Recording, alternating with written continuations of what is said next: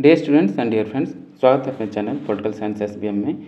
आइए आज हम सॉल्व करते हैं बीपीएससी यानी बिहार लोक सेवा आयोग द्वारा आयोजित प्राथमिक विद्यालय शिक्षक जो भर्ती है उससे संबंधित बेहद महत्वपूर्ण प्रैक्टिस सेट। और ये प्रैक्टिस सेट तैयार किया गया है डॉक्टर रंजीत कुमार सिंह, जो कि बिहार सरकार में आईएएस हैं और इन्हीं के दिशा निर्देशन में तैयार किया गया है। जो इनका अनुभव है उसी को इसमें समाहित किया गया है। और ये पेपर जो है आपका समान अध्ययन से संबंधित पेपर है। इसमें आपके टोटल 120 प्रश्न आएंगे, उसी को आपको सॉल्व करना है। तो इससे पहले हम ऑलरेडी 5 प्रैक्टिस सेट सॉल्व कर चुके हैं हम लोग। तो आप अगर आप चाहें तो चैनल पर विजिट करके उसको देख सकते हैं। ये प्रैक्टिस आपका जो है कि जो आपकी तैयारी है उसको और उसमें धार देने के लिए और उसका निचोड़ और बेहतर करने के लिए है। तो आप देख सकते हैं, इसको सॉल्व करेंगे तो आपको पता चल जाएगा कि आपकी तैयारी कितनी बेहतर है और आप किस स्थिति में है। तो आइए बिना देर के इसको सॉल्व करते हैं। ये बीपीएससी प्राथमिक शिक्षक भर्ती से संबंधित प्रैक्टिस सेट है और प्रैक्टिस सेट नंबर 6 है। इससे पहले हम लोग ऑलरेडी 5 प्रैक्टिस सेट सॉल्व कर चुके हैं, जो कि चैनल पर आप जाके विजिट करके देख सकते हैं। आइए पहला क्वेश्चन देखते हैं कि किरातुजनियम पुस्तक किसने लिखी थी।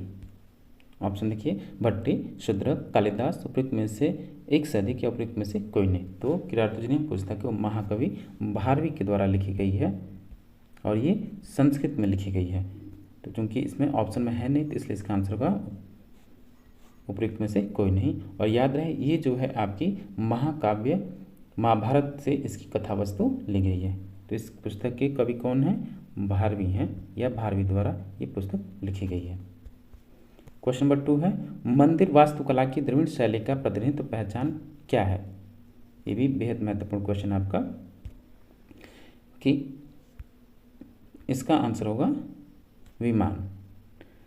इसका मतलब है कि जो विमान यानी गर्भगृह के ऊपर जो एक मीनार आप देखते होंगे एक सीढ़ीनुमा पिरामिड की तरह होता है और ये द्रविड़ शैली के मंदिर वास्तुकला का प्रतीक है। ऑप्शन ए सही होगा। क्वेश्चन नंबर 3 है, महाबलीपुरम स्थित एकाश्मीय शैल मंदिर का प्रसिद्ध नाम क्या है। तो महाबलीपुरम स्थित एकाश्मीय शैल मंदिर प्रसिद्ध का नाम क्या है आपका? रथ मंदिर। रथ मंदिर है उसका, जो महाबलीपुरम में जो मंदिर है आपका उसका नाम है रथ मंदिर। चूंकि ऑप्शन में है नहीं तो इसलिए इसका आंसर होगा ऑप्शन ई, उपयुक्त में से कोई नहीं। क्वेश्चन नंबर 4 है, दिलवाड़ा का चालुक्य मंदिर यानी जैन मंदिर, यानी जो दिलवाड़ा में आपका जो मंदिर है उस क्या है? जैन मंदिर है। तो उसका फेमस है कि दिलवाड़ा का चालुक्य मंदिर। तो ये कहाँ स्थित है? तो सबसे पहले आपको पता होना चाहिए कि दिलवाड़ा है कहाँ। तो जो दिलवाड़ा है आपका एक तो राजस्थान में, और ये जो जैन मंदिर है वहाँ के जो राजस्थान का माउंट आबू पर्वत है, राजस्थान का माउंट आबू पर्वत है उसी पर स्थित है। और एक और चीज़, जो आपका माउंट आबू पर्वत है वो राजस्थान के सर्वोच्च शिखर है। ये अरावली श्रेणी की भी सर्वोच्च शिखर है और इसी पे आपका उसका जो अरावली है उसका जो सर्वोच्च शिखर है या माउंटेन का जो सबसे ऊंचा पॉइंट है वो आपका गुरु शिखर के नाम से प्रचलित है। तो चूंकि ये भी याद रखें गुरु शिखर है और गुरु शिखर जो चोटी है इसी माउंट आबू पे स्थित है और ये आपका राजस्थान में दिलवाड़ा मंदिर या जैन मंदिर आपका राजस्थान में स्थित है। क्वेश्चन नंबर 5 है, निम्नलिखित मगध के वंशों को क्रमानुसार व्यवस्थित करें। तो जो आपके मगध के जो वंश हैं उसका सही क्रम क्या है, यानी सबसे पहले कौन है उसके बाद में कौन सा वंश है। तो सबसे पहले आपका हर्यक वंश आया जो कि 544 से 412 ईस्वी तक ये रहा। 544 ईसा पूर्व से 412 ईसा पूर्व तक प्रथम शासक बिंबिसार और अंतिम शासक इस वंश का कौन सा था? नागदशक था। दूसरे नंबर पे है आपका शिशुनाग वंश, ये पहला है और ये दूसरा है शिशुनाग वंश। और ये आपका 412 से लेके 312 ईसा पूर्व तक आया और इसमें जो प्रथम शासक हुआ शिशुनाग हुआ और अंतिम शासक जो हुआ महानंदिन हुआ। फिर इसके बाद है आपका तीसरे नंबर पे नंद वंश। तो नंद वंश का जो प्रथम शासक था महापद्मनंद था और अंतिम शासक घनानंद था। इसी को पराजित करके आपका चंद्रगुप्त मौर्य मगध का सम्राट या पाटलिपुत्र का सम्राट बना। तो इसके बाद फिर आपका चौथे नंबर पर कौन हो जाएगा? मौर्य वंश। तो मौर्य वंश का जो पहला शासक है चंद्रगुप्त मौर्य और अंतिम शासक जो है आपका बृहद्रथ है। तो इसके हिसाब से इसका आंसर होगा ऑप्शन नंबर सी, पहले हर्यक वंश, फिर उसके बाद आपका शेषनाग, फिर है नंद वंश, फिर है मौर्य वंश। ये आपका बेहद महत्वपूर्ण क्वेश्चन है। ये देखिए इसकी संभावना रहती है, वैसे जीएस में पूछा जाएगा लेकिन बीपीएससी इसको बार बार पूछा, तो इसको आप अच्छे से याद कर लीजिए। अकबर की दूसरी राजधानी कौन सी थी? नेक्स्ट क्वेश्चन है क्वेश्चन नंबर 6। अकबर की दूसरी राजधानी कौन सी थी? तो अकबर की दूसरी राजधानी आपकी फतेहपुर सीकरी थी। ऑप्शन सी सही होगा। नेक्स्ट क्वेश्चन है question number 7। Chhatrapati Shivaji terminal किसके द्वारा डिजाइन किया गया था? तो छत्रपति शिवाजी जो टर्मिनल है वो आपका फ्रेडरिक विलियम स्टीवेंस के द्वारा तैयार किया गया था। क्वेश्चन नंबर 8 है बिहार के किस जिले में अभ्रक का भंडार है? ये आपका बेहद महत्वपूर्ण क्वेश्चन है, इसको आप अच्छे से याद कीजिए। तो बिहार के किस जिले में अभ्रक का भंडार है? तो आपका गया जिले में अभ्रक का भंडार है। Question number 9। सोन और गंगा नदी का संगम बिहार के किस जिले में स्थित है? तो सोन और गंगा नदी का संगम जो है आपका पटना जिले में स्थित है। पटना में ही सोन और गंगा नदी का मिलन हो जाता है। क्वेश्चन नंबर 10 है निम्नलिखित में से कौन बौद्ध शिक्षा और कला का महान केंद्र था? तो एक तो ओदंतपुरी, ये भी क्वेश्चन आपका बेहद महत्वपूर्ण है। एक तो नालंदा है, विक्रमशिला भी है, और आपका सोमरूप, तीनों है। ये तीनों ही जो है आपका बौद्ध शिक्षा और कला का महान केंद्र था। तो इसलिए इसका आंसर होगा ऑप्शन डी, उपयुक्त में से एक से अधिक। नालंदा हुआ, उदयपुरी हुआ, विक्रमशिला और सोमरूप, ये सभी बौद्ध मठ यानी जिसको महाविहार बोलते हैं, बौद्ध शिक्षा और कला के महान केंद्र थे। क्वेश्चन नंबर 11 है ब्रह्मयोनी हिल बिहार के किस जिले में स्थित है? ब्रह्मयोनी हिल जो है बिहार के किस जिले में स्थित है? तो ये आपका ब्रह्मयोनी जो बिहार मंदिर है बिहार के गया जिले में स्थित है। ऑप्शन ए सही होगा। क्वेश्चन नंबर 12 है ब्रिटिश शासन के दौरान बंगाल के किसानों को किसकी खेती के लिए मजबूर किया गया था? ये भी आपका बेहद महत्वपूर्ण है, याद रहे किसकी खेती के लिए, और कहाँ पूछ रहा? बंगाल के लिए, न कि बिहार में। तो बंगाल में वहाँ के जो किसान थे उनको जूट की खेती के लिए मजबूर किया गया। ब्रिटिश सरकार ने ब्रिटेन के कारखानों में कच्चे माल की उपलब्धता के लिए कृषि क्षेत्र में निवेश किया था, और इसके लिए बंगाल के किसानों को जूट की खेती के लिए मजबूर किया जाता था। जूट को हम क्या बोलते हैं? एक चीज गोल्डन फाइबर बोलते हैं, इसको याद रहे, हम इसको गोल्डन फाइबर बोलते हैं। ये भी आपसे कई बार प्रश्न पूछा जाता है कि इसको गोल्डन फाइबर के नाम से जाना जाता है। नेक्स्ट क्वेश्चन है क्वेश्चन नंबर 13। बांडुंग सम्मेलन इतिहास में मील का पत्थर साबित हुआ।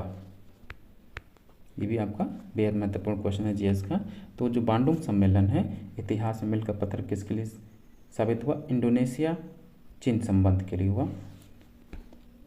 ये आपका 28 से 24 अप्रैल कब हुआ? बांडुंग सम्मेलन 1955 हुआ, और बांडुंग कहाँ है? आपका इंडोनेशिया में आयोजित हुआ था। इसी से इसमें आपका इंडोनेशिया, म्यांमार, सिलोन यानी आज का वर्तमान का श्रीलंका, भारत, पाकिस्तान द्वारा इस सम्मेलन में भाग लिया गया। और इस सम्मेलन का मुख्य उद्देश्य ये था कि पश्चिमी शक्तियों द्वारा एशिया को प्रभावित करने वाले निर्णयों पर प्रायोजक देशों द्वारा उनकी राय लेना था। क्वेश्चन नंबर 14 है निम्नलिखित में से कौन महान संगीतकार जो राज्य का शासक भी था? ये बताइए आपका। तो ब्रिटिश भारत के त्रावणकोर का जो महाराजा स्वाति तिरुनल राणा वर्मा जो था आपका शासक के साथ ही क्या था? संगीतकार था। चूंकि ऑप्शन में है नहीं तो इसलिए इसका आंसर होगा ऑप्शन ई, उपयुक्त में से कोई नहीं। क्वेश्चन नंबर 15 है पेशवा के पद को किस पेशवा के कार्यकाल में ब्रिटिश द्वारा समाप्त कर दिया गया था? यानी पेशवाई को किसके द्वारा समाप्त कर दिया गया, यानी उस समय पेशवा कौन सा था, यानी अंतिम पेशवा कौन सा था? ये प्रश्न इस प्रकार भी पूछा जा सकता है। तो न तो नहीं, इसमें तो बाजीराव द्वितीय जो है आपके उन्हीं के शासनकाल में पेशवा के पद को समाप्त कर दिया गया, बाजीराव द्वितीय काल में। चूंकि ऑप्शन में है नहीं इसलिए इसका आंसर ऑप्शन ई होगा, उपयुक्त में से कोई नहीं। नेक्स्ट क्वेश्चन है क्वेश्चन नंबर 16, किस चार्टर अधिनियम के द्वारा ईस्ट इंडिया कंपनी के चीन के साथ व्यापारिक एकाधिकार को समाप्त कर दिया गया? देखिए बेहद महत्वपूर्ण क्वेश्चन है ये। ईस्ट इंडिया कंपनी का जो व्यापारिक एकाधिकार था वो आपका 1800 चार्टर अधिनियम 1813 के द्वारा समाप्त कर दिया गया। लेकिन इसमें पूछा जा रहा है चीन के साथ व्यापारिक एकाधिकार को कब समाप्त किया? तो 1833 का जो चार्टर अधिनियम है वो चीन के साथ पूर्णतः व्यापार पर प्रतिबंध लगा दिया गया, और लेकिन जो 1813 का चार्टर अधिनियम है व्यापारिक एकाधिकार को समाप्त कर दिया गया। लेकिन अभी भी चीन के साथ व्यापार और चीन के साथ चाय का व्यापार अभी चल रहा था, लेकिन 1833 के चार्टर अधिनियम द्वारा इसको समाप्त कर दिया गया। क्वेश्चन नंबर 17 है महासंघ का विचार सर्वप्रथम प्रस्तावित किया गया था? यानी महासंघ का विचार सर्वप्रथम कब प्रस्तावित किया गया था, यानी संघ की जो व्यवस्था है यानी संघवाद की पहली बार कब इसकी प्रस्ताव पारित किया गया? तो ये देखिए जब आपका महासंघ का जो विचार है सर्वप्रथम मोतीलाल नेहरू के द्वारा लाया गया, जो कि कब लाया गया? नेहरू रिपोर्ट 1928 में। नेहरू रिपोर्ट कब आया? 1928 में आया। उसी में इस महासंघ का विचार सर्वप्रथम लाया गया, परंतु जो लीग है मुस्लिम लीग इसने इसको अस्वीकार कर दिया। तो चूंकि ऑप्शन में है नहीं तो ऑप्शन ई सही होगा। क्वेश्चन नंबर 18 है 1784 का पिट्स इंडिया एक्ट था? तो 1784 का पिट्स इंडिया एक्ट क्या था? तो आपका ये रेगुलेटिंग एक्ट विनियम अधिनियम रेगुलेटिंग एक्ट था। ये 1784 ईस्वी का Pitt's India act regulating act था, जिसके माध्यम से कंपनी के राजनीतिक मामलों के लिए नियंत्रण बोर्ड की स्थापना की गई और द्वैध शासन का प्रारंभ हुआ।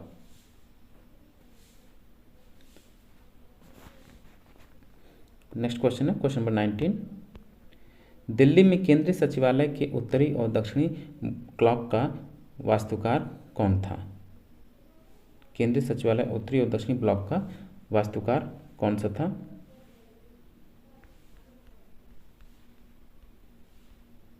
तो आप सभी को पता है इसको हम लुटियंस, जो लुटियंस हैं आपके, इसके वास्तुकार सर एडवर्ड लुटियंस थे। जो आपका आज का जो वर्तमान सचिवालय है उसके नॉर्थ ब्लॉक साउथ ब्लॉक का जो डिज़ाइन था या वास्तुकार था या जिसने डिज़ाइन किया था वो लुटियंस थे। तो इसी तरह से हम उसको दिल्ली का जो ये पॉश एरिया उसको हम लुटियंस के नाम से या लुटियंस क्लब के नाम से भी बोलते हैं। क्वेश्चन नंबर 20 है निम्नलिखित में से कौन सी नदी कैलाश पर्वत से निकलती है? तो कैलाश पर्वत से निकलने वाली कौन सी नदी है? एक तो सिंधु भी है, ब्रह्मपुत्र भी है और आपका करनाली भी है, और इसके साथ साथ सतलज भी आपकी कहाँ से निकलती है? कैलाश पर्वत से निकलती है। तो इसलिए इसका आंसर होगा कौन सा? उपर्युक्त में से एक से अधिक, यानी ऑप्शन डी। क्वेश्चन नंबर 21 है पृथ्वी पर सबसे अधिक तप्त यानी गर्म स्थान कौन सा है? यानी पृथ्वी पर सबसे गर्म स्थान कौन सा है? तो आपका अल अजीजिया और लीबिया है। पृथ्वी पर जो है ये सबसे गर्म स्थान आपका कौन सा है? लीबिया या अजीजिया ये हो सकता है। तो लगभग इसका जो तापमान था 56 से 57 डिग्री सेंटीग्रेड दर्ज किया गया है। इसी क्वेश्चन नंबर 22 है निम्नलिखित देशों में से किस देश में कोई भी खनिज निक्षेप नहीं है? कोई भी खनिज निक्षेप नहीं है तो मात्र स्विट्जरलैंड एक ऐसा देश है जहां पर अधिक जंगल, पर्वत, झील आदि पाए जाते हैं जो खनिज संसाधन के लिए उपयुक्त नहीं है। तो ऑप्शन ए सही होगा, स्विट्जरलैंड। क्वेश्चन नंबर 23 है किस प्रकार के वन मुख्यतः शैवालों तथा काई से बने होते हैं? तो शैवालों अथवा काई से बने वन जो होते हैं आपके टुंड्रा वन होते हैं। ऑप्शन बी सही होगा। क्वेश्चन नंबर 24 ज्वारी वन को क्या कहते हैं? तो ज्वारी वन को हम क्या कहते हैं? मैंग्रोव वन के नाम से जाने जाते हैं ज्वारी वन। जैसे आपका बंगाल की खाड़ी में जो है या बंगाल में है उसको मैंग्रोव वन भी बोला जाता है। तो क्वेश्चन नंबर 25 है पृथ्वी के भूखंड पर उष्णकटिबंधीय वनों के विस्तार का क्या प्रतिशत है? तो लगभग 7% आपके उष्णकटिबंधीय वन विस्तृति पर टोटल पूर्णतः विस्तारित हैं। 7% ये एरिया कवर करते हैं। क्वेश्चन नंबर 26 है बिहार के किस बिहार के किस कृषि जलवायु क्षेत्र में सबसे अधिक जिले हैं? तो है आपका उत्तर और पश्चिम जलवायु क्षेत्र में, जो कृषि जलवायु क्षेत्र है उसमें सबसे अधिक जो जिले हैं उत्तर पश्चिम में है। ऑप्शन बी सही होगा। नेक्स्ट क्वेश्चन है क्वेश्चन नंबर 27, निम्न में से किसको भारत की श्रिम्प राजधानी कहा जाता है? तो भारत की जो श्रिम्प राजधानी है उसको हम नेल्लोर शहर है, नेल्लोर शहर को हम श्रिम्प राजधानी के नाम से जानते हैं। ये चूंकि आंध्र प्रदेश में पेन्नन नदी के किनारे स्थित है, इसको हम श्रिम्पा मछली जो है इसी के नाम पे श्रिम्प राजधानी कहा जाता है, क्योंकि यहाँ श्रिम्पा मछली का सबसे अधिक उत्पादन किया जाता है। क्योंकि ऑप्शन में है नहीं तो ऑप्शन ई सही होगा। क्वेश्चन नंबर 28 है, मानक समय किस रेखांश पर अपनाया जाता है? तो मानक समय जो है आपका भारत में 82.5 डिग्री यानी 82.5 डिग्री ईस्ट, मतलब 82.5 डिग्री पूर्वी रेखांश पर भारत की मानक आपका अपनाया जाता है। ऑप्शन बी सही होगा, क्योंकि ये जो 82.5 डिग्री पूर्वी देशांतर जो रेखा है या रेखांश है, ये आपका ग्रीनिच से 5.5 घंटा आगे है और ये कहाँ से गुजरती है? इलाहाबाद के जो बगल में मिर्ज़ापुर है वहीं से आपका ये आपका 82.5 डिग्री पूर्वी देशांतर रेखांश गुजरती है, यानी GMT। क्वेश्चन नंबर 29 है, भारतीय तट रेखा की लंबाई लगभग कितनी है? तो भारतीय तट रेखा की जो लंबाई है लगभग 7,500 किलोमीटर है। ऑप्शन सी सही होगा। क्वेश्चन नंबर 30 है, निम्नलिखित में से कौन सा धर्म खजुराहो मंदिरों से जुड़ा हुआ है? कौन सा धर्म खजुराहो मंदिरों से जुड़ा हुआ है? तो ये आपका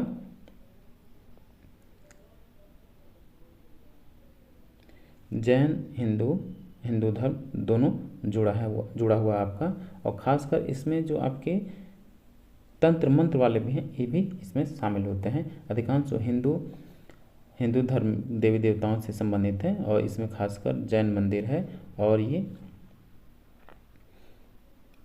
एक तो ये आपका जैन धर्म से जुड़ा है, हिंदू धर्म से जुड़ा है, और थोड़ा सा इसमें तांत्रिक विद्या का भी जो गूढ़ देवी या देवियों का भी ये समर्पित है। तो इसलिए इसका आंसर होगा ऑप्शन डी, उपरोक्त में से एक से अधिक। क्वेश्चन नंबर 31 है, चुंबी घाटी किस राज्य में स्थित है? तो चुंबी घाटी भारत के सिक्किम राज्य में स्थित है। ऑप्शन ए सही होगा, और ये इसकी सीमा जो आपकी तिब्बत और भूटान दोनों से लगती है। ऑप्शन ए सही होगा। डियर स्टूडेंट्स, उन साथियों से रिक्वेस्ट है कि जिन साथियों ने अब तक चैनल को सब्सक्राइब नहीं किया, प्लीज़ आप सब्सक्राइब कर लीजिए, क्योंकि आपका जो BPSC है उससे संबंधित जो प्रैक्टिस सेट है खासकर प्राइमरी टीचर के लिए, वो लगातार इस पे चैनल पे अपलोड किए जा रहे हैं। ऑलरेडी 5 वीडियो अपलोड किए जा चुके हैं और ये आज का 6वां है, तो आप चाहे तो विजिट करके देख लीजिए। और ये जो आपका समय है इस टाइम केवल रिवीजन है, बतौर रिवीजन प्रैक्टिस सेट आप सॉल्व करते रहिए। ये प्रैक्टिस सेट इसलिए भी महत्वपूर्ण है क्योंकि डॉक्टर रंजीत कुमार सिंह जो IAS हैं उनके दिशा निर्देशन में इसको तैयार किया गया है। वो अपने अनुभवों को द्वारा इसको प्रैक्टिस सेट को तैयार किए हैं, इसलिए आप इसको लगातार सॉल्व करते रहिए। क्वेश्चन नंबर 32 है, पश्चिम बंगाल में रानीगंज का संबंध किससे है? ये भी आपका बेहद महत्वपूर्ण क्वेश्चन है। ये आपका कोयला क्षेत्र के उत्पादन से संबंधित है। लगभग देश का जो 35% जो कोयला का उत्पादन होता है रानीगंज क्षेत्र से ही होता है। क्वेश्चन नंबर 33 है, निम्नलिखित का मिलान कीजिए। तो हजारीबाग जो आपका हजारीबाग है किसके लिए प्रसिद्ध है? तो अभ्रक यानी मैंगनीज के लिए प्रसिद्ध है। नेवेली जो है आपका भूरा कोयला यानी लिग्नाइट के लिए प्रसिद्ध है। बी का दूसरे का सी होगा। और जो झरिया आपका, आप सभी को पता है कि झरिया किस लिए प्रसिद्ध है?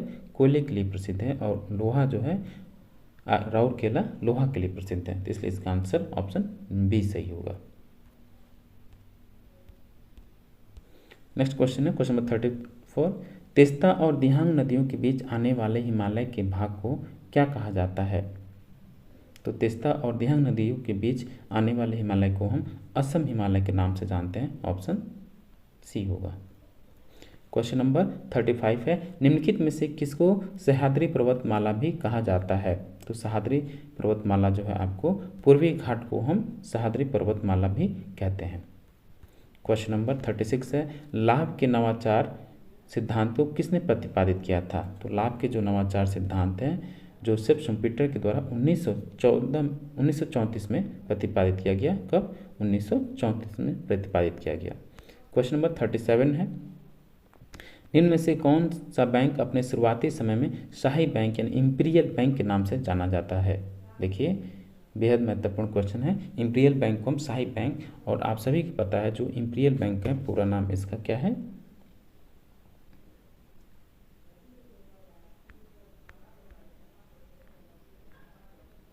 स्टेट बैंक ऑफ इंडिया को ही हम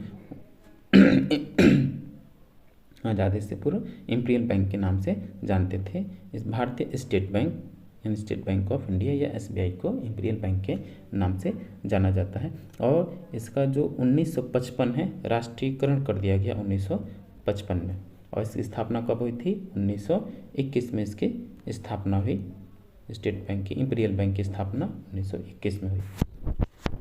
क्वेश्चन नंबर 38 है, कौन से 3 वर्ष योजना अवकाश के नाम से जाने जाते हैं? यानी जो पंचवर्षीय योजनाएं थी, इन किन 3 वर्षों में पंचवर्षीय योजनाओं को रोक दिया गया? तो क्वेश्चन नंबर 38 है, योजना अवकाश का वह समय या वर्ष है जब पंचवर्षीय योजना किसी कारणवश बाधित हो जाए। तो योजना अवकाश आपका एक तो 1966 से 69 में, कब? जब भारत पाकिस्तान का युद्ध चल रहा था तभी इसको रोक दिया गया। ऑप्शन बी सही होगा। योजना अवकाश का जो है वो आपका 1966 से 69 है, क्योंकि इस टाइम भारत पाक युद्ध चल रहा था। क्वेश्चन नंबर 39, निम्न में से कौन सी समिति बैंकिंग सुधार से जुड़ी हुई है? तो जो बैंकिंग सुधार से जो समिति है वो आपकी नरसिम्हन समिति है। ऑप्शन बी सही होगा। और ये कब आई? 1991 में आई। क्वेश्चन नंबर 40 है, निम्नलिखित में से कौन सी बीमारी जैविक युद्ध के कारण हो सकती है? तो जैविक युद्ध के कारण जो बीमारी है आपका चेचक भी हो सकता है और बेटुलिज्म भी हो सकता है। तो एंथ्रेक्स, चेचक, बेटुलिज्म और आपका जो एंथ्रेक्स है, ये तीनों ही आपके जैव आतंकवाद जो बायो टेररिज्म है उसके अंतर्गत आते हैं। तो ऑप्शन डी सही होगा उपयुक्त में से एक से अधिक। क्वेश्चन नंबर 41 है, भारतीय संविधान के अनुच्छेद 27 के तहत किसी विशिष्ट धर्म की अभिवृद्धि के लिए कोई कर अदा करने के लिए बाध्य नहीं किया जा सकता। किसमें संदर्भित है ये? तो ये आपका संविधान के अनुच्छेद 27 में भारतीयों के साथ साथ विदेशियों को भी प्राप्त मूल अधिकार है। ये सबसे बड़ी बात यह है कि ये विदेशियों को भी मूल अधिकार प्रदान किया गया है। तो ये जो चीज़ है आपको उद्देश्य, यह अनुच्छेद व्यक्ति को किसी विशेष धर्म के प्रोत्साहन के उद्देश्य से कर देने के विरुद्ध संरक्षण प्रदान करता है, यद्यपि धार्मिक रखरखाव के लिए राज्य शुल्क लगा सकता है। इसलिए चूंकि ऑप्शन में है नहीं, तो ऑप्शन ए सही हुआ, उपयुक्त में से कोई नहीं। क्वेश्चन नंबर 42 है, निम्न में से किस अनुच्छेदों में अल्पसंख्यकों के हितों का प्रावधान किया गया है? तो जो आपका अनुच्छेद 29 है, यानी ऑप्शन सी अनुच्छेद 29 में अल्पसंख्यकों के हितों के संरक्षण का प्रावधान किया गया है। क्वेश्चन नंबर 43 है, भारतीय संविधान में अल्पसंख्यकों को मान्यता किस आधार पर प्रदान की गई है? तो भारतीय संविधान में अल्पसंख्यकों को धर्म के आधार पर मान्यता प्रदान की गई है, धार्मिक अल्पसंख्यक। नेक्स्ट क्वेश्चन है आपका क्वेश्चन नंबर 44, भारतीय संविधान के अनुच्छेद 31A के अनुसार संपदाओं आदि के अर्जन के लिए उपलब्ध कराने वाले विधियों की व्यावृत्ति संदर्भित है। किसमें है ये? तो ये आपका मूल अधिकार में है, अनुच्छेद 31A। क्वेश्चन नंबर 45 है, उच्च न्यायालय के न्यायाधीश किस आयु तक अपने पद पर बने रह सकते हैं?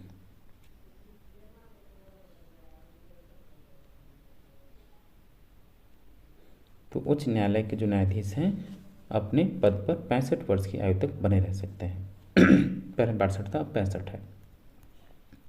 क्वेश्चन नंबर 46 है, भारतीय संविधान के किस अनुच्छेद में मुख्यमंत्री के कर्तव्यों को परिभाषित किया गया है?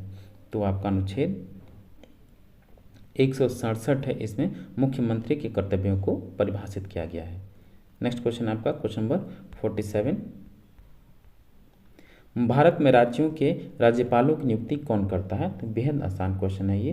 तो भारत में राज्यपालों की नियुक्ति जो है राष्ट्रपति के द्वारा की जाती है, न कि प्रधानमंत्री, न कि मंत्रिपरिषद, न ही न्यायाधीश के द्वारा। तो ऑप्शन में है नहीं, तो ऑप्शन ई होगा उपयुक्त में से कोई नहीं। याद रहे, भारत में राज्यपालों की नियुक्ति कौन करता है? राष्ट्रपति या प्रेसिडेंट। क्वेश्चन नंबर 48 है, निम्नलिखित में से कौन सा निवारक निरोध अधिनियम नहीं है? तो निवारक निरोध अधिनियम कौन सा नहीं है आपका? एक तो टाडा है, पोटा भी है और कोफोप्सा भी है। ये तीनों ही आपके निवारक निरोध अधिनियम है। एंटी टेररिज्म एक्ट में यही आता है, तो इसलिए इसका आंसर होगा ऑप्शन ई कि इनमें से कोई सा नहीं निवारक अधिनियम नहीं है। आपसे नहीं पूछा बल्कि तीनों है, तो ऑप्शन ई होगा उपयुक्त में से कोई नहीं।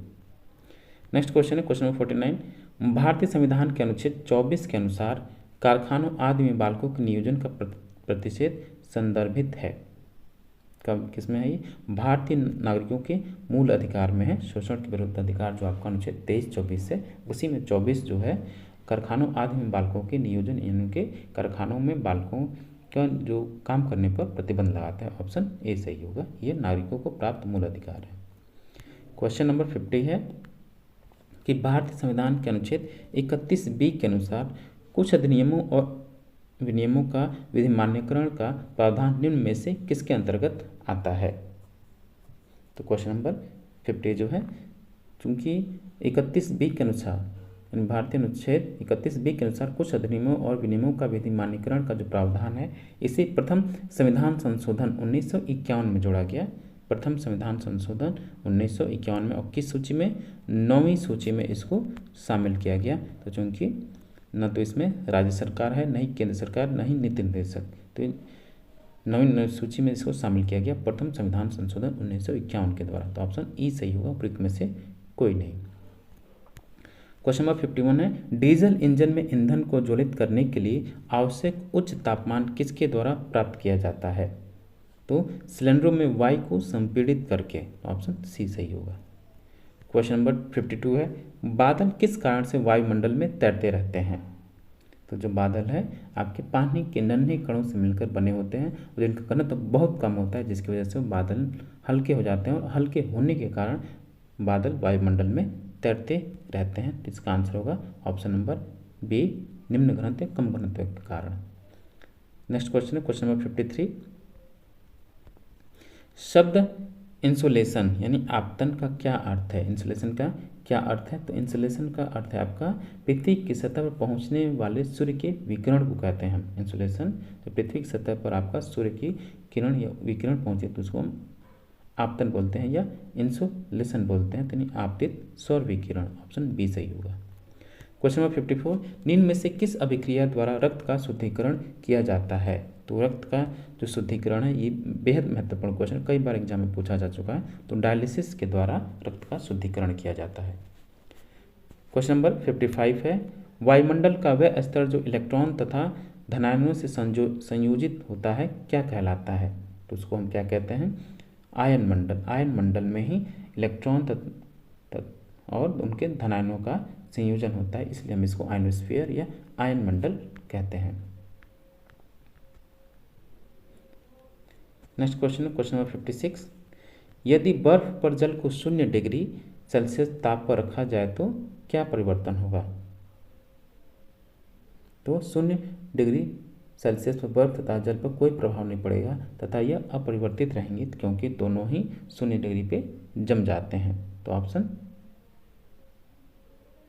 सी सही होगा, कोई परिवर्तन नहीं होगा।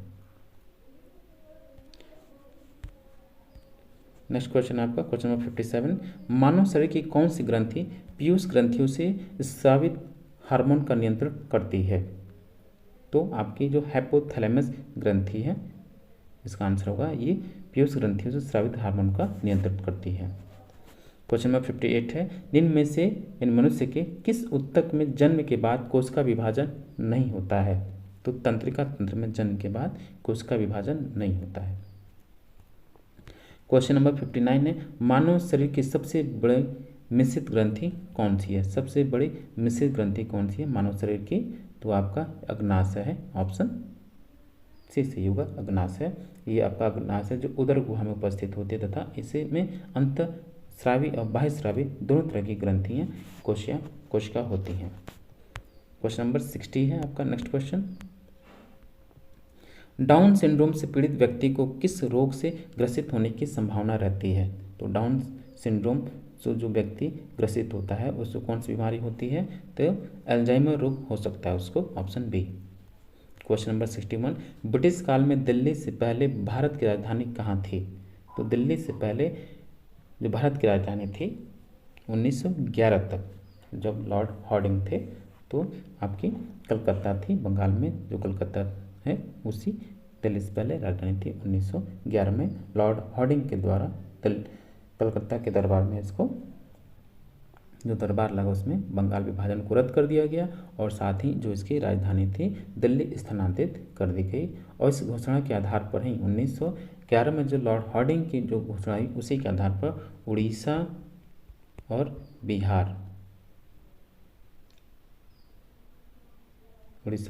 बिहार का बंगाल से अलग करके एक नया राज्य बना। क्वेश्चन नंबर 62 है, वर्ष 1920 में प्रारंभ किया गया असहयोग आंदोलन क्यों वापस लिया गया? तो आप सभी को पता है कि जो प्रसिद्ध घटना घटी गोरखपुर जिले के चौरा चौरी जगह है वैसे एक थाने में कुछ भीड़ ने थानों में आग लगा दी और कुछ लोगों की मृत्यु हो गई। इसी आधार पर गांधी जी खिन्न होकर या उसे आहत होकर उन्होंने असहयोग आंदोलन को वापस ले लिया। कब लिया? 4 फरवरी 1922। 4 फरवरी 1922 को असहयोग आंदोलन वापस लिया गया। कहीं ये 5 फरवरी भी आता है लेकिन वर्तमान में नए शोधों के द्वारा अभी 5 फरवरी नहीं 4 फरवरी हो गया है। तो क्वेश्चन नंबर 62 का होगा option number C. Chauri Chaura गांव में सत्याग्रहियों ने पुलिस थाने में आग लगा दी जिसमें 22 पुलिसकर्मी मारे गए। इस वजह से उन्होंने असहयोग आंदोलन वापस ले लिया। क्वेश्चन नंबर 63 है, गंगा के मैदान को एक डैश के रूप में वर्णित किया गया है। तो गंगा के मैदान को अपेक्षाकृत समतल भूमि का एक विस्तृत क्षेत्र है। इसको किस रूप में वर्णित किया गया है? जियो सिंक्लाइन के रूप में वर्णित किया गया। ऑप्शन सी सही होगा। क्वेश्चन नंबर 64 है, फिनिक्स फार्म की स्थापना किसने की? तो आप सभी को पता है कि फिनिक्स फार्म की स्थापना दक्षिण अफ्रीका में किसने किया? गांधी जी के द्वारा किया गया। फिनिक्स आश्रम जो है कहाँ? एक तो दक्षिण अफ्रीका में और महात्मा गांधी के द्वारा इसका तैयार या निर्माण किया गया। साथ ही वहाँ उन्होंने टॉल्स्टॉय फार्म की भी स्थापना की। क्वेश्चन नंबर 65 है, कांग्रेस के 1916 की लखनऊ अधिवेशन में कौन सा मुख्य दूरगामी परिणाम वाला निर्णय लिया गया? तो मुस्लिम लीग की पृथक निर्वाचन क्षेत्र को स्वीकार कर लिया गया। ये 1909 से जो 1909 में ब्रिटिश सरकार द्वारा पृथक निर्वाचन क्षेत्र दिया गया था वो उसका 1909 से ही कांग्रेस बहिष्कार करी थी। लेकिन 1916 में जो इन दोनों के बीच समझौता हुआ उसमें कांग्रेस ने पृथक निर्वाचन क्षेत्र को स्वीकार कर लिया जिसकी बराबर मुस्लिम लीग मांग कर रही थी। तो ऑप्शन ए सही होगा। नेक्स्ट क्वेश्चन है आपका क्वेश्चन नंबर 66। क्वेश्चन नंबर 66 है, भारत छोड़ो आंदोलन कब प्रारंभ हुआ? तो भारत छोड़ो आंदोलन आपका कब प्रारंभ हुआ? अगस्त 1942। और इसी भारत छोड़ो आंदोलन में गांधी जी के कौन सा नारा दिया गया? प्रसिद्ध नारा, करो या मरो या डू और डाई। ये 8 अगस्त को प्रस्ताव पारित हुआ कि कल से आपका 9 अगस्त से प्रारंभ हो 9 अगस्त से ये प्रारंभ होगा। लेकिन 8 अगस्त की मध्य रात्रि ऑपरेशन जो जीरो आर है अंग्रेजों के द्वारा चलाकर इससे कांग्रेस के जो बड़े दिग्गज नेता थे उनको गिरफ्तार कर लिया गया रात में। और अगले दिन 9 अगस्त ही आंदोलन दिशाहीन हो गया, नेतृत्वहीन हो गया, जिस वजह से इसका व्यापक प्रभाव पड़ा। क्वेश्चन नंबर 67 है, जनरल डायर का नाम किस घटना से जुड़ा हुआ है? तो ये आप सभी जान रहे हैं, बचपन से पढ़ते आ रहे हैं कि जनरल डायर का नाम किस घटना से जुड़ा हुआ है? तो जो जलियांवाला बाग हत्याकांड है, नरसंहार है, उससे जुड़ा हुआ है। तो चूंकि इसमें है नहीं 13 अप्रैल 1919 को जलियांवाला बाग हत्याकांड घटी या ये नरसंहार हुआ, इसीलिए वो प्रसिद्ध है, उसके नाम प्रचलित है। तो ऑप्शन ई सही होगा, उपयुक्त में से कोई नहीं। क्वेश्चन नंबर 68 है, निम्नलिखित में से कौन सी एक मीठे पानी की झील है? मीठे पानी की झील कौन सी है? तो वुलर झील है, जम्मू और कश्मीर के बांदीपुर जिले में स्थित है वुलर झील, J&K में स्थित है। क्वेश्चन नंबर 69 है, इंकलाब जिंदाबाद का नारा किसने दिया? तो आप सभी को पता है इंकलाब जिंदाबाद नारे का सृजन मोहम्मद इकबाल ने किया था और भगत सिंह और उनके साथियों ने इस नारे का प्रयोग किया था। तो चूंकि ऑप्शन में है नहीं। और आपके जो सुभाष चंद्र बोस हैं, दिल्ली चलो का नारा दिया और साथ ही तुम मुझे खून दो और मैं तुम्हें आज़ादी दूंगा तथा जय हिंद का उन्होंने नारा दिया। तो याद है इंकलाब जिंदाबाद का जो नारा है, इसका जो निर्माण किया गया मोहम्मद इकबाल के द्वारा किया गया, लेकिन भगत सिंह और उनके साथी इसका खूब प्रयोग किए थे, प्रचलित हुआ। तो ऑप्शन ई सही होगा, उपयुक्त में से कोई नहीं। क्वेश्चन नंबर 70 है, निम्नलिखित में से किस ग्रह का घनत्व सबसे कम है? तो सबसे कम जो घनत्व है आपका शनि ग्रह है, उसका सबसे कम घनत्व है। तो चूंकि ऑप्शन में है नहीं, तो ऑप्शन ई होगा, सबसे कम जो घनत्व है शनि ग्रह का है।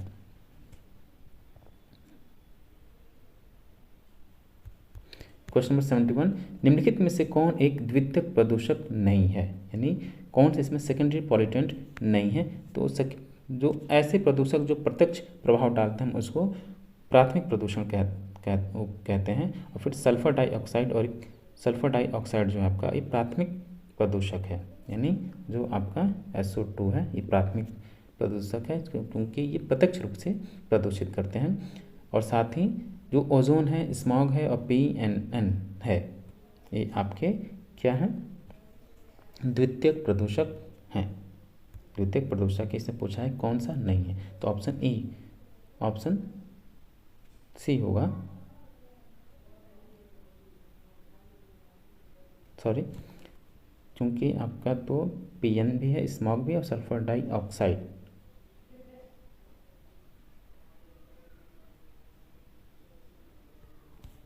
PN ये दोनों सेकेंडरी हैं और सल्फर डाइऑक्साइड प्रत्यक्ष रूप से प्रभावित करता है, इसलिए इसका आंसर सी होगा।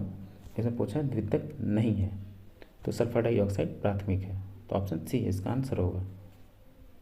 क्वेश्चन नंबर 72 है, निम्नलिखित में से कौन एक सही सुमेलित नहीं है?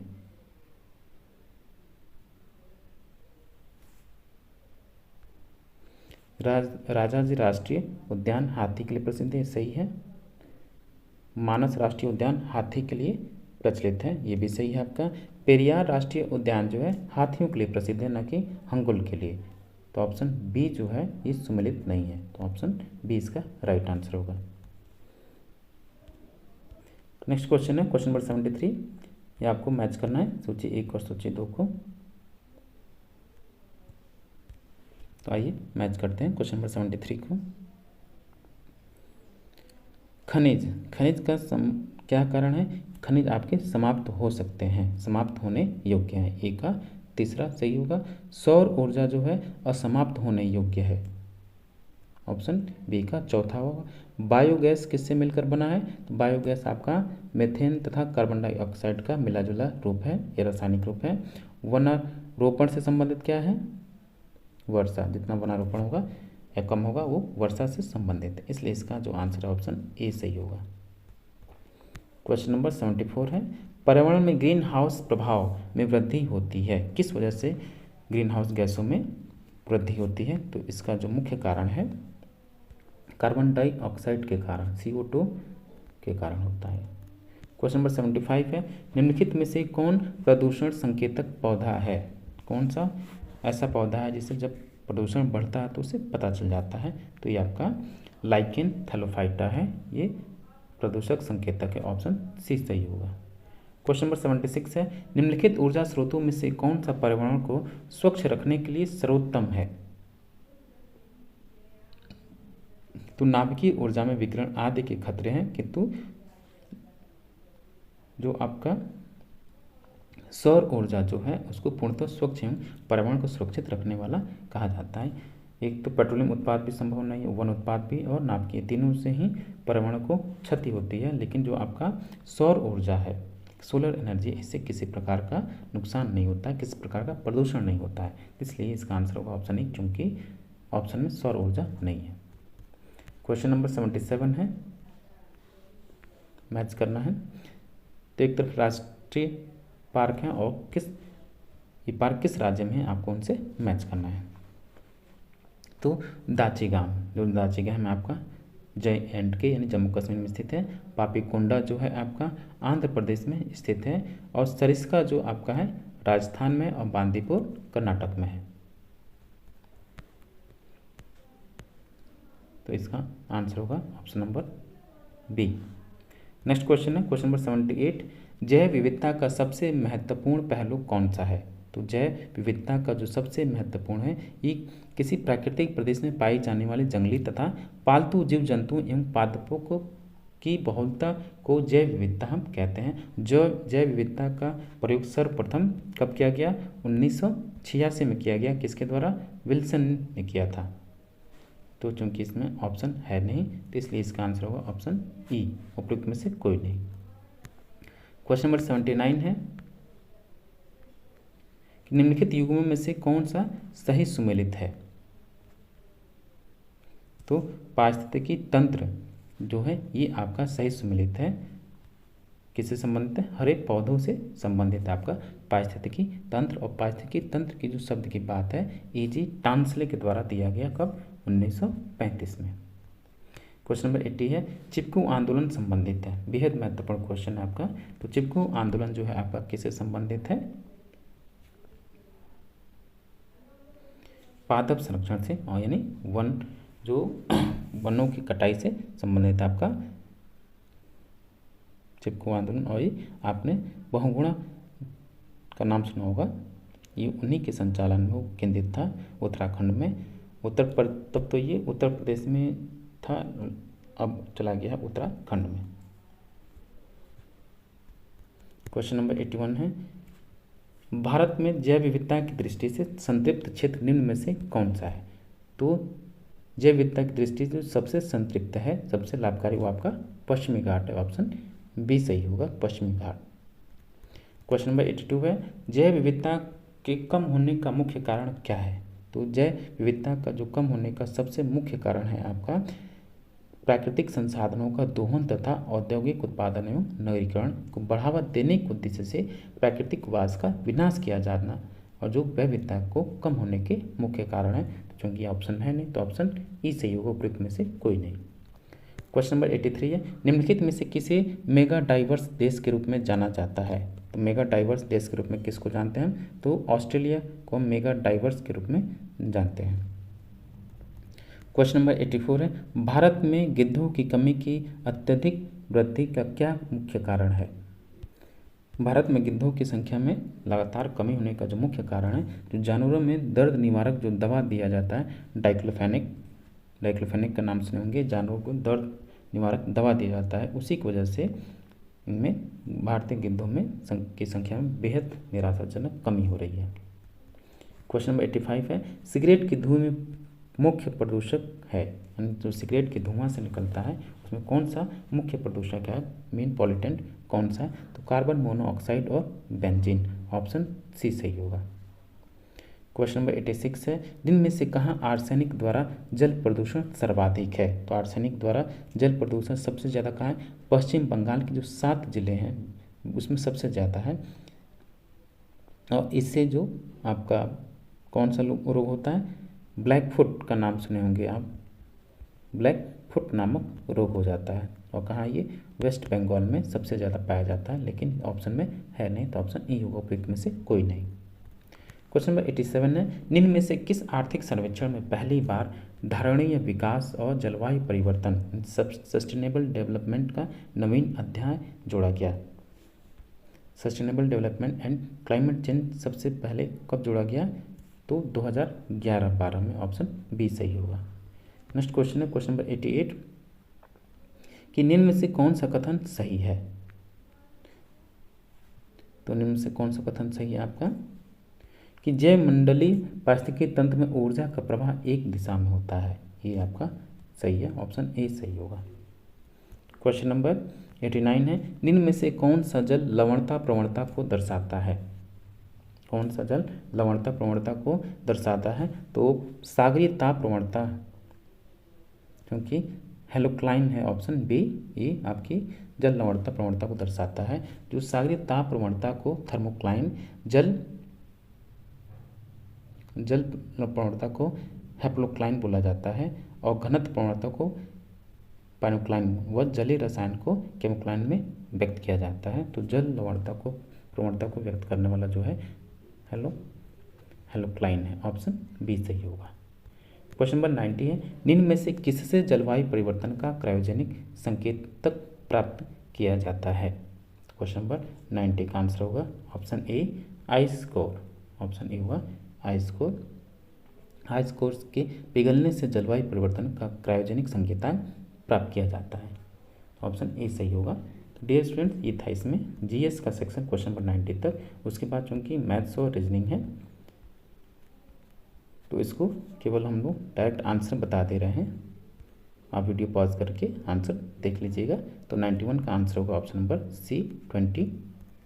क्वेश्चन नंबर 92 है, 92 का आंसर होगा इनमें से कोई नहीं, ऑप्शन ए होगा इनमें से कोई नहीं। क्वेश्चन नंबर 93 है, 93 का आंसर होगा option number C 30। Question number 94, 94 का आंसर होगा ऑप्शन नंबर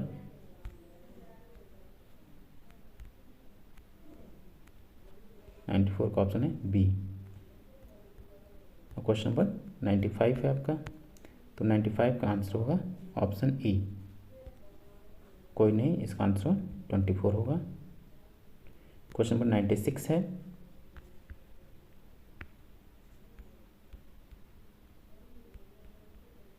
96 का आंसर होगा आपका ऑप्शन ई, कोई नहीं, और इसका आंसर होगा ₹5600। क्वेश्चन नंबर 97 है, तो 97 का आंसर होगा आपका ऑप्शन नंबर बी।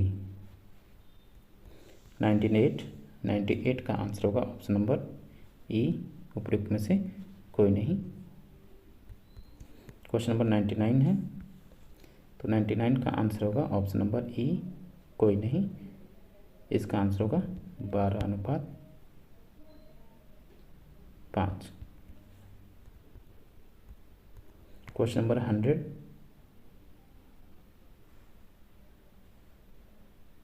सॉरी 99 का आंसर होगा आपका 0 और 100 का आंसर होगा, इसका भी ऑप्शन ही होगा, लेकिन इसका आंसर होगा 12:5।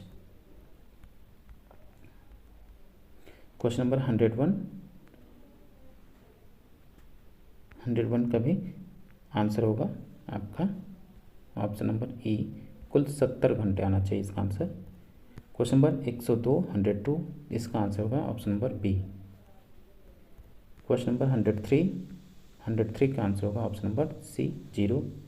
क्वेश्चन नंबर 104 का आंसर होगा ऑप्शन नंबर ई, उपयुक्त में से कोई नहीं, 2√2 इसका आंसर आएगा।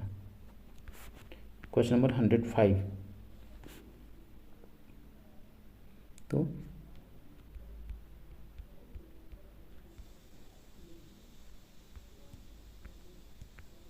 105 का जो आंसर है आपका ऑप्शन नंबर ई सही होगा, उपयुक्त में से कोई नहीं, तो इसका आंसर होगा 105 डिग्री। क्वेश्चन नंबर 106, तो 106 का आंसर होगा option number B. Question number 107 का आंसर होगा option number C Rajiv. Question number 108 का आंसर होगा option number B Ashok. Question number 109 का आंसर होगा option C Pawan. Question number 110 यानी 110 का आंसर होगा ऑप्शन बी छठे तल। क्वेश्चन नंबर 111, तो 111 का आंसर होगा option number B. Next question है क्वेश्चन नंबर 112, तो 112 का आंसर होगा ऑप्शन नंबर ए बांसुरी। क्वेश्चन नंबर 113 का आंसर होगा ऑप्शन नंबर बी एमएनएसटी।